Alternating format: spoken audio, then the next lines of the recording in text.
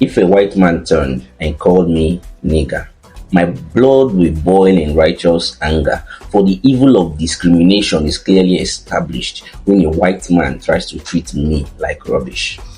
But if Hausas say Igbos are greedy and crude, and Igbo says Hausas are haughty and rude, and the judge says the Shekiri must die today, and the Ezra tells Ezilo there is no other way. If Yorubas declare it is Awo or nothing, and we use federal character to share everything, so before you can even smile and tell me welcome, you must first ask me where my father is from. If those who were settlers but now indigenes, since those who are settlers can't become indigenes, why the constitution says we are all citizens, local government keep issuing certificates of origin. If my brother passed JAMB but can't go to uni because he is TV and is not Kanuri, and Unimed has a quota for its catchment area, so he must go back to Benue or wait one more year.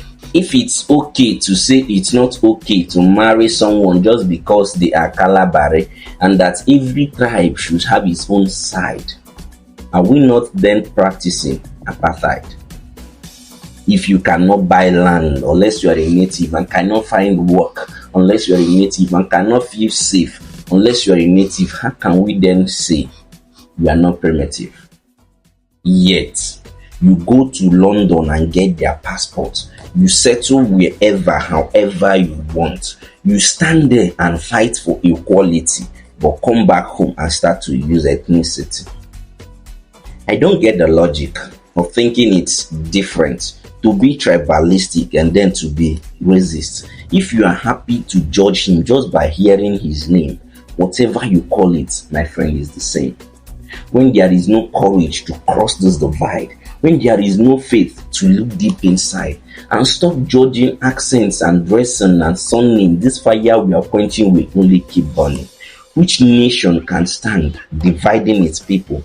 How can one build on foundation so brittle? If we cannot see ourselves in each other, this journey ends here. We are going no further. For when God made man, he gave him no facial mask. He did not make baggy, jukun, or angas. As sure as a black man is just like a white man, no culture is older than being human. This is the truth. Until we accept it, our nation will stumble on this its already broken foot. For the same thing that binds us together can drive us apart. For the wall and the bridge are both in the heart. This piece of poetry was written and performed by D.K. Chukwumerije, Nigeria's foremost poetry performance artist, and it calls for reflection, especially at this point where Nigeria's broken foot has already stumbled and some are tumbled.